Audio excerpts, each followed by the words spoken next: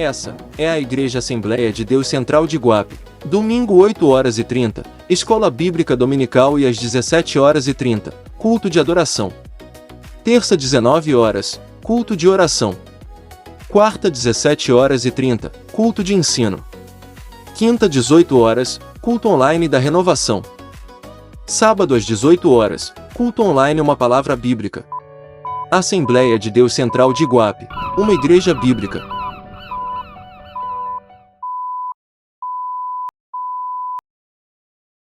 A paz do Senhor, que Deus abençoe a todos no nome do Senhor e Salvador Jesus Cristo, que Deus te fortaleça, que Deus te dê graça, para você vencer e sucumbir todo tipo de situação que queira te derrotar. Nós sabemos que o nosso Deus, Ele é poderoso, Ele pode todas as coisas. Então, meu irmão, é esse Deus que nesse momento eu convido você a estar clamando, a colocar as suas necessidades diante do Senhor. Vamos orar. Pai, em nome de Jesus Cristo, fala conosco através da Tua Palavra. Também, aproveitando, meu Deus, que o Senhor esteja, meu Pai, ajudando o Teu servo e a Tua serva. Livra de todo mal, que o Senhor esteja curando, restaurando, trazendo, Senhor, meu Pai, paz a esta casa. Meu Deus, no nome do Senhor Jesus, se existe alguma enfermidade, se existe algum problema, alguma dificuldade, meu Pai, visita agora os encarcerados, visita aqueles, Senhor, meu Pai, que realmente necessita da Sua presença, para a glória de Deus, meu Pai, que o Senhor esteja visitando com poder e com graça. Em nome do Senhor Jesus, pedimos, Pai, a Tua ajuda para a glória de Deus. Em nome de Jesus, te louvo e te agradeço e peço que o Senhor, mais uma vez, ó Pai, esteja aí nos ajudando na palavra do Senhor, a falar aquilo que o Senhor quer, no nome do Senhor Jesus, conforme a Tua vontade, para nos instruir, para nos redarguir e para fazer com que nós sejamos edificados no Senhor, em nome de Jesus. Amém. E graças a Deus. Hoje nós estaremos meditando em Eclesiastes 7. Estaremos vendo alguns pontos que é muito importante para mim e para você. Claro que nós não vamos aqui pegar todo o capítulo 7, mas aquilo que é necessário, aquilo que Deus quer falar conosco, nós vamos estar meditando. Então, a palavra do Senhor diz assim: melhor é a boa fama do que o melhor remédio, e o dia da morte do que o dia do nascimento de alguém. Melhor é ir à casa onde há luto do que ir à casa onde há banquete, porque naquela está o fim de todos os homens, e os vivos o aplicam ao seu coração. Melhor é a tristeza do que o riso, porque com a tristeza o rosto se faz melhor o coração. O coração dos sábios está na casa do luto, mas o coração dos tolos na casa da alegria. Melhor é ouvir a repreensão do sábio do que ouvir alguém a canção do tolo. Olha só que coisa interessante, né, meus irmãos? Que coisa interessante, Eclesiastes capítulo de número 7. Podemos observar que o Senhor está querendo falar algo ao nosso coração.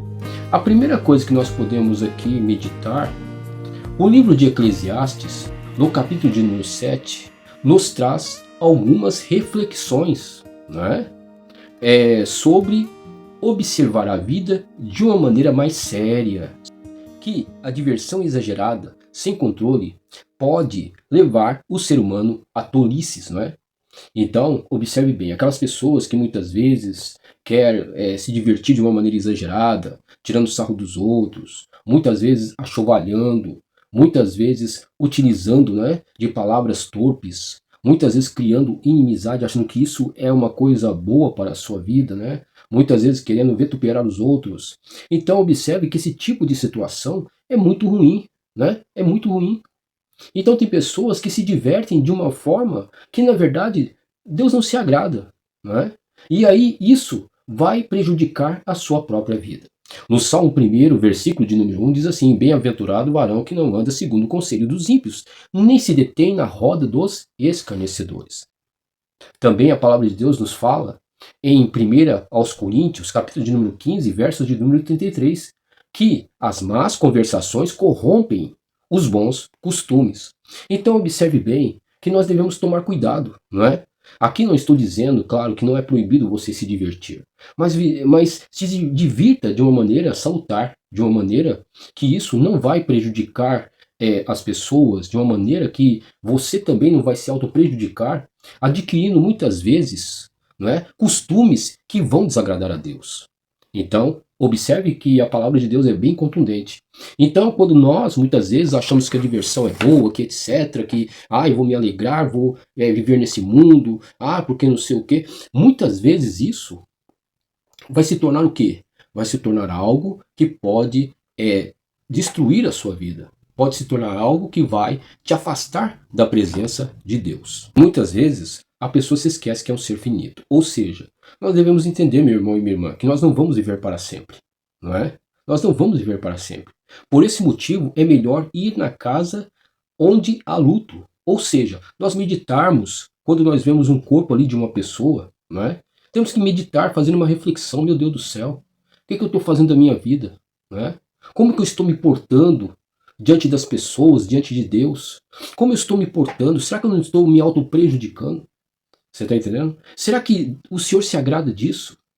E será que se eu também estiver no mesmo estado que essa pessoa, né, estar sobre esse caixão, será que na onde eu vou estar neste momento? Eu vou estar na glória com o Senhor ou vou estar em outro lugar de sofrimento? Então, meus amados, nós não sabemos. Porque a palavra do Senhor nos informa que o homem, ele é sujeito à morte, não é? O homem é sujeito, eu e você não vamos viver eternamente, então nós devemos meditar como nós estamos vivendo, de que forma nós estamos vivendo, de que forma que nós estamos agindo com as pessoas e com Deus, principalmente. Como você, meu querido e amado irmão, está agindo com seu pai, com a sua mãe. Você, minha irmã, como está agindo com o seu marido. O marido, como está agindo com a sua esposa. Então, tudo isso aí conta diante de Deus, não é? Por isso que é importantíssimo nós estarmos na presença de Deus e fazer a sua vontade. Fazer a sua vontade. Não deixar que a soberba, a arrogância, a prepotência venha tomar conta da nossa vida, achando que nós somos aqueles que podem todas as coisas. Porque nós não podemos. Nós somos ser limitados. E devemos entender também que um dia nós prestaremos conta diante do Senhor, não é? Então nós não somos eternos, né? Não somos eternos na face da terra, mas temos um tempo definido para viver. Então, no Salmo 103, versículo 14 e 16, a palavra do Senhor nos informa o quê? Nos informa ali que nós somos como uma erva, que hoje está naquele lugar e não vai estar mais, não é? E também o Salmo 90, versículo 10, que o homem vive até 70 anos, indo para 80, já se torna um fardo, uma canseira, não é? Devemos entender essas coisas, meus queridos. E também Eclesiastes 3, versículo de número 2. Diz ali, né, que há tempo de nascer e tempo de morrer. Então nós temos um tempo definido. Então, como nós estamos vivendo a vida? É uma pergunta que o Senhor quer fazer para mim e para você, não é? Então também nós devemos entender que seremos cobrados por Deus. O que fizermos com a nossa vida, o Senhor vai requerer, não é verdade? Então lá em Hebreus diz a palavra do Senhor que ao homem está ordenado morrer uma só vez. Depois disso vem o juízo, né? Lucas capítulo 12, versículo de número 20. A palavra do Senhor nos fala também, né, que assim no capítulo 12 nós podemos observar que existia um homem, né? Que existia um homem que ele pegou e construiu, ele tinha ali um armazém e diz que ele teve uma grande colheita. Mas de repente aquela colheita ultrapassou aquilo que ele pensava que ia adquirir. Aí diz a palavra que ele pegou e destruiu aquele celeiro e fez mais celeiros ainda maiores. E de repente ele colheu aquele fruto e colocou dentro desses celeiros, não é? Aí ele falou consigo mesmo: poxa, minha alma, agora se regozija porque você tem muitos bens para muitos dias. E a palavra do Senhor diz no próprio versículo 20, diz ali, né? Louco, esta noite pedirão a sua alma. O que você tem reservado? Então é uma pergunta que nós devemos fazer para nós mesmos. O que nós temos reservado para Deus? Hã? O que você tem reservado, minha irmã, para Deus? O que você tem, meu irmão, reservado para o Senhor? O que? Então é uma pergunta que o Senhor nos faz, não é? Então observe bem que nós devemos guardar essas coisas. que nós devemos ver como nós estamos andando neste mundo, se nós estamos andando desleixadamente, se nós estamos andando de uma maneira inapropriada, né? Devemos ver como nós estamos andando, se nós estamos andando envergonhando as pessoas, se nós estamos andando de uma maneira relapsa, de uma maneira que Deus não se agrada, né? Como nós estamos nos comunicando com as pessoas, com que pessoas nós estamos nos juntando, tudo isso aí conta diante de Deus. Então, a pergunta para mim e para você, né? Como nós acabamos de ver. Agora, é interessante que no versículo de número 16, a palavra do Senhor diz assim: não sejas demasiadamente justo, nem demasiadamente sábio, porque te destruirias a ti mesmo. Olha só, não sejas demasiadamente ímpio, nem sejas louco, porque morrerias fora de tempo. Bom é que retenhas isto e também daquilo não retires a tua mão, porque quem teme a Deus escapa de tudo isso. Então, vemos aqui que Salomão ele está sendo irônico, né? Quando ele diz aqui que nós não devemos ser demasiadamente justos, ou seja, pessoas legalistas, né? Pessoas que eu sou o justão, eu sou o bonzão, eu sou o gostosão, né? Eu vivo a palavra de Deus. Além da palavra de Deus, eu pego e faço mais leis ainda. Então, uma pessoa legalista, nós devemos entender que é aquela pessoa que se acha a mais justa, né? Acima dos outros. Isso aí é uma coisa perigosa, porque pode ocasionar muitos problemas, não é? Para a pessoa e também para as outras pessoas. Não é? Nós devemos entender. Por quê? Observe bem. Salomão ele se utiliza de uma ironia, como eu já acabei de falar, para definir uma pessoa legalista, né? Extremamente religiosa. E a característica de um legalista, né, nós podemos aqui observar, é uma pessoa soberba, não é? Que quer dominar sobre as outras, sem misericórdia, nunca está errada, não é verdade? Gosta de chamar a atenção e maquinar o mal contra o próximo. Olha só, meus irmãos, que coisa, né? É uma coisa terrível, é ou não é? Então, o legalista é assim. A pessoa que é extremamente religiosa, que quer mostrar uma falsa religiosidade, que quer, na verdade, muitas vezes, além da palavra de Deus, ainda coloca mais coisas aí para querer impressionar as pessoas, né? Então, é muito perigoso. Então, uma pessoa legalista, ela não tem misericórdia, como já foi falado, né? Ela não tem nenhum tipo de misericórdia. Ela, na verdade, fica oprimindo os outros, fazia aquilo que ela quer, aquilo que ela tem, que muitas vezes, embora não esteja na palavra, inventa alguma coisa, pega um versículo isolado e fala, oh, você tem que fazer assim, assim, assado. E de repente você vê que na Bíblia não está escrito isso, quando você faz uma meditação de acordo, né, com uma exegese séria. Observe bem. E a pessoa que é legalista, ou uma pessoa que é extremamente religiosa, né, nós devemos tomar o máximo de cuidado, é aquela pessoa que gosta de dominar os outros. Então ela gosta de estar por cima dos outros, ela gosta de mandar nos outros, ela gosta de fazer com que os outros vinham o seu capacho, tá entendendo? Então isso aí é totalmente vetado pela palavra de Deus, é ou não é? Então nós devemos tomar cuidado, né?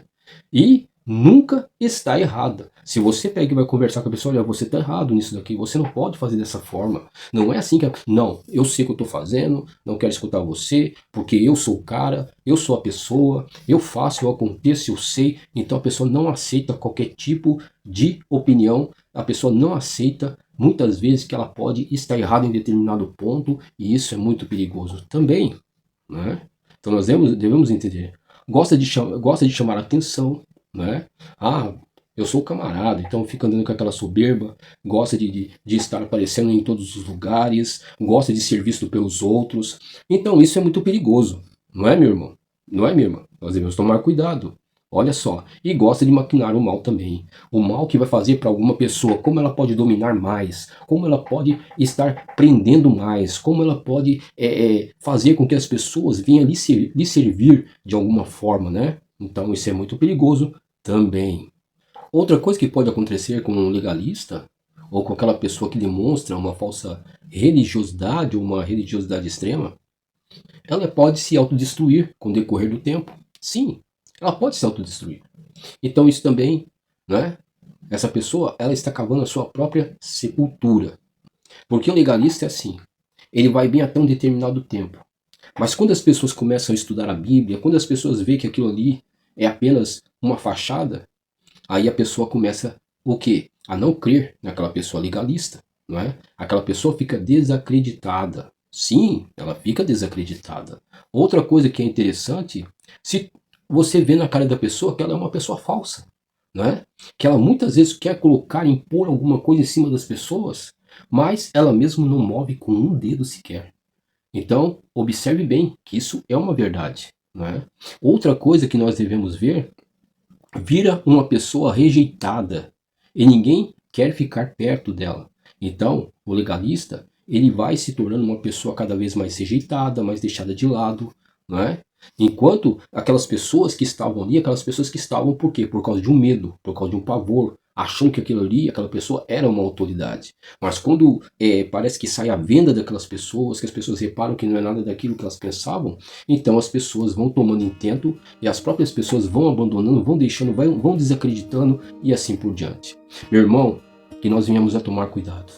Que nós venhamos a tomar cuidado e nunca nos tornar pessoas que são legalistas, falsos religiosos, que nós venhamos a viver uma vida totalmente santa diante do Senhor, não é? Veja que essa meditação que foi feita, claro que nós utilizamos aqui Eclesiastes, capítulo de número 7, mas também a palavra de Deus nos fala sobre os legalistas, que eram quem? Os fariseus. Em Mateus capítulo 23, nós podemos observar que ali tem uma série de legalistas, fariseus que viviam no legalismo, que viviam querendo cada vez mais dominar o povo, que viviam por influência, né, as autoridades, que refutavam o Senhor Jesus Cristo, não queriam, na verdade, reconhecer que Ele é o Cristo, o Filho de Deus, tá entendendo? Então, veja bem que isso já acontecia naquele tempo. E hoje será que é diferente? Será que não existe pessoas legalistas dentro da igreja? Será que não existe pessoas legalistas dentro de uma casa, de um lar, que está oprimindo as pessoas, que está fazendo que as pessoas se tornem cada vez mais tristes, acabrunhadas, perseguidas?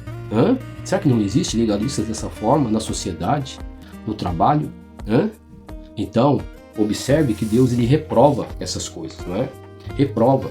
Então, entre a pecaminosidade, você está entendendo?